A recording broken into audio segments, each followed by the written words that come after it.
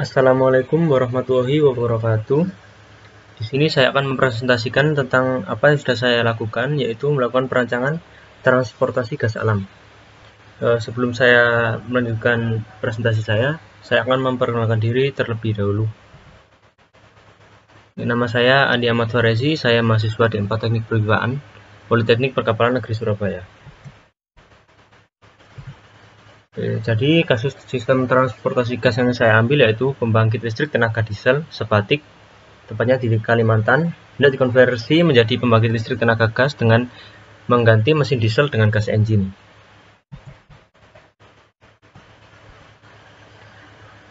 Setelah itu saya melakukan plotting rute pipa, yaitu melewati antara pemukiman warga. Di situ terdapat seperti lahan kosong, tidak ada pemukiman, yaitu saya gunakan untuk jalur pipa karena untuk meminimalisir biaya pembebasan lahan. Oke, selanjutnya sebelum melakukan perhitungan, code and standar yang saya gunakan yaitu yang pertama International Standardization Organization ISO 13703 Petroleum and Natural Gas Industries Design and Installation of Piping System of Offshore Platform. Yang kedua Norwegian Oil Industry Association NORSOC P001 Process Design. Yang ketiga American Society of Mechanical Engineers ASME B318 Gas Transmission and Distribution Piping System. Yang keempat Kementerian Pertambangan dan Energi Republik Indonesia Keputusan Menteri Pertambangan dan Energi Nomor 300 mengenai keselamatan kerja pipa penyalur minyak dan gas bumi. Oke, jadi perhitungan pertama yang saya lakukan yaitu menentukan laju aliran gas dari sistem dengan menggunakan data-data pembangkitan sifat gas. Maka dapat dihitung menggunakan formula sebagai berikut. Nah, di sini adalah formula untuk laju aliran volumetrik. Setelah dilakukan perhitungan, didapati nilai sebagai berikut, yaitu sebesar 3,692 mm SCFD. Setelah melakukan perhitungan laju aliran volumetrik, maka bisa dilakukan perhitungan laju aliran massa gas dengan formula sebagai berikut, dan didapati hasil sebesar 0,904 kg per sekon. Yang selanjutnya yaitu penentuan diameter pipa. Langkah awal yang dilakukan untuk melakukan penentuan diameter pipa yaitu melakukan perhitungan kecepatan maksimum berdasarkan kode standar kriteria batas atas kecepatan gas sebagai berikut. Yang pertama ASME B318, batas kecepatannya 30 meter per sekon.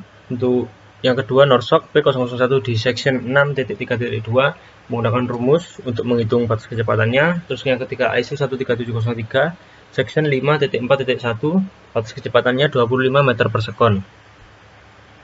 Selanjutnya melakukan perhitungan untuk batas kecepatan NORSOC, maka harus diketahui dulu massa jenis. Setelah melakukan perhitungan, didapati bahwa nilai perhitungan NORSOC sebagai berikut. Maka dapat disimpulkan jika kita evaluasi kriteria kecepatan NORSOC ternyata lebih tinggi dibandingkan dengan kriteria yang lain. Dengan demikian, di dalam perhitungan ini akan menggunakan kriteria ISO 13703 yang lebih ketat, yaitu 25 meter per sekon. Selanjutnya melakukan penentuan diameter pipa minimum, yaitu yang pertama menghitung rumus diameter dalam pipa menggunakan sebagai berikut, sehingga dapat nilai debit gas di outlet pipa sebesar 0,103 meter kubik per sekon dan diameter pipa minimum 7,19 cm atau 2,853 inch. Selanjutnya melakukan pengecekan kecepatan aliran untuk diameter dalam pipa menggunakan rumus sebagai berikut, sehingga didapati hasil kecepatan gas di outlet pipa sebesar 12,719, sehingga dapat disimpulkan bahwa dari pengecekan kecepatan di outlet pipa di atas dapat ketahui bahwa kecepatan masih cukup tinggi dan aman di bawah ambang batas yang ditetapkan oleh ISO 13703. Selanjutnya tingkat keadaan di inlet dan outlet pipa.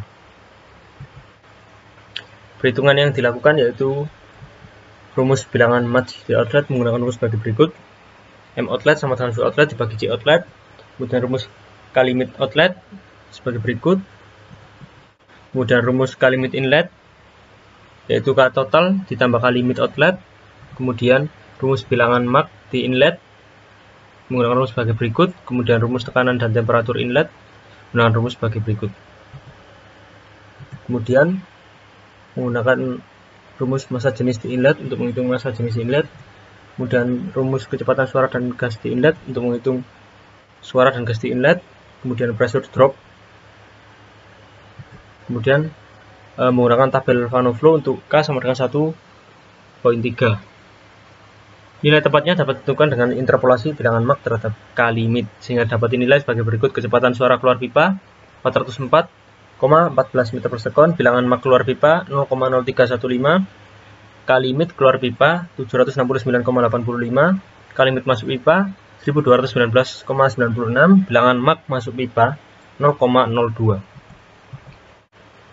Kemudian keadaan di inlet pipa. Maka dari perhitungan rumus-rumus tadi didapati hasil sebagai berikut, yaitu temperatur masuk pipeline 20,03 Celcius, tekanan masuk pipeline 17,3 bar, absolut massa jenis masuk pipeline 13,769 kg per meter kubik, kecepatan suara masuk pipeline 404,16 meter per sekon, kecepatan aliran gas masuk pipeline 8,1 meter per sekon, dan pressure drop di dalam pipeline 6,29 bar. Yang selanjutnya itu perencanaan kompresor. Yang pertama yang dilakukan untuk perencanaan kompresor yaitu penentuan tipe kompresor itu sendiri, yaitu didasari dari nilai dari perhitungan tekanan discharge dan debit suction, di mana laju aliran volumetric actual suction sebesar 2213,34 ACFM, kemudian tekanan discharge kompresor 236,228 PSIG. Setelah dapat nilai tersebut, maka bisa mengetahui penentuan tipe kompresor menggunakan grafik berikut.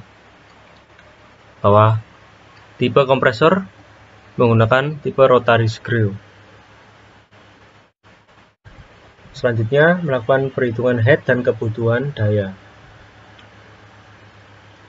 Perhitungan head menggunakan rumus Isen atau head isentropik dan H polytropic menghasilkan nilai sebagai berikut. Kemudian melakukan perhitungan kebutuhan daya, gas horsepower, rugi-rugi mekanik, perkiraan brake horsepower. Setelah melakukan perhitungan, dapat nilai sebagai berikut. Bahwa gas horsepower dapat dinilai 31.349,81 horsepower, kemudian mechanical losses 62,88 horsepower, brake horsepower sebesar 31.412,69 horsepower. Terima kasih. Jika ada salah kata, saya mohon maaf atau kurang dari presentasi ini. Wassalamualaikum warahmatullahi wabarakatuh.